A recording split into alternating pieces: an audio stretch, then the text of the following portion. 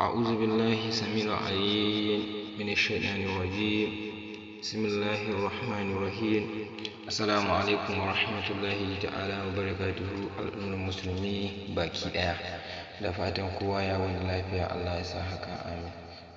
A yau ma dai kamar kullun a yadda muka saba ci gaba karatu mu yau shine za mu tashi hadisi na 7 insha Allah. Allah mana jagora, Allah mana jagora. Na'am, bismillahir rahmanir rahim. An abi ruqayyatu, daga dan ruqayyatu, tamimu bin ausi, tamimu dan ausi addari mai gida, radiyallahu anhu, Allah ka yadda da shi. Anna nabi sallallahu alaihi wasallam, lallai manzon Allah tsira da amincin Allah su tabbata a gare shi, ƙala ya ce, addini nasihatu, ya ce addini nasiha ne. Ƙulna, sai muka ce, liman, gawa.